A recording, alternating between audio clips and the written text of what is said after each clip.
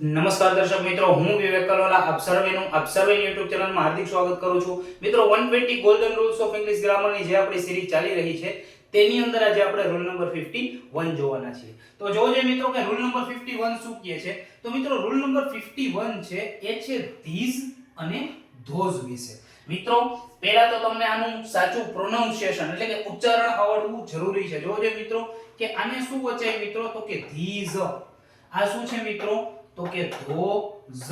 બરાબર છે, જ જમરૂખ નો નહીં, z બરાબર છે. હવે બીજી વસ્તુ મિત્રો કે જે આ these છે એ these નું બહુવચન છે. શું છે મિત્રો, these નું બહુવચન છે. સેમ વસ્તુ આ જે those છે બરાબર છે એ that નું બહુવચન છે. ક્લિયર છે મિત્રો. હવે these છે એનું ગુજરાતી શું થાય, તો કે આ જે those છે એનું ગુજરાતી શું થાય, તો કે પેલા. બરાબર છે, અથવા તો તે. ટૂંકમાં એક કરતા વધારે વસ્તુ, પ્રાણી કે કોઈ નામને આપણે બતાવવા હોય બરાબર છે.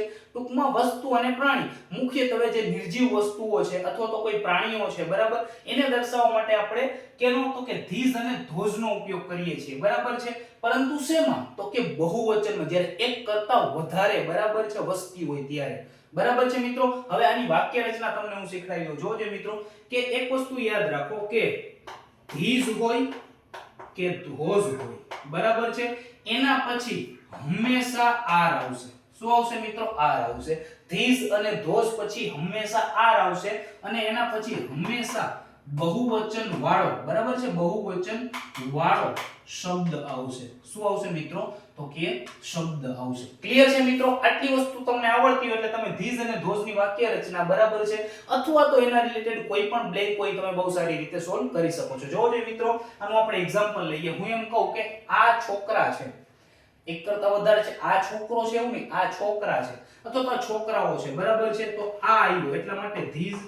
તો શું થાય મિત્રો, તો કે these are boys બરાબર છે. બીજી વસ્તુની ચોખવટ કરી દઉં મિત્રો.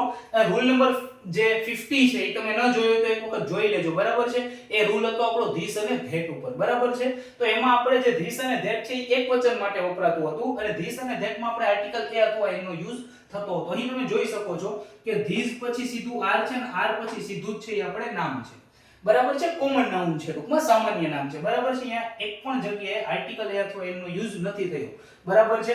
તો આ વસ્તુ યાદ રાખજો કે જ્યારે પણ તમે these અને those રિલેટેડ કોઈ વાક્ય રચના અથવા તો કોઈ વાક્ય છે એ બોલતા હોય કે બનાવતા હોય બરાબર છે, તો ત્યારે જે અહીં કોમન નાઉન આવશે બરાબર છે એના પહેલા આર્ટિકલ a અથવા n નહીં આવે. ક્લિયર છે મિત્રો.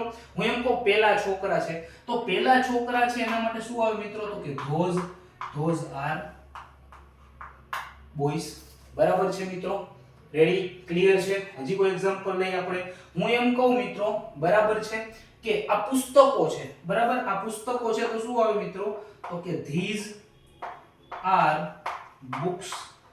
these are books બરાબર છે. હું એમ કહું પેલા પુસ્તકો છે બરાબર છે, તો શું આવે મિત્રો, તો કે those are books બરાબર છે. હું એમ કહું મિત્રો કે આ થેલા છે એટલે કે બેગ છે બરાબર છે, બેગ્સ છે.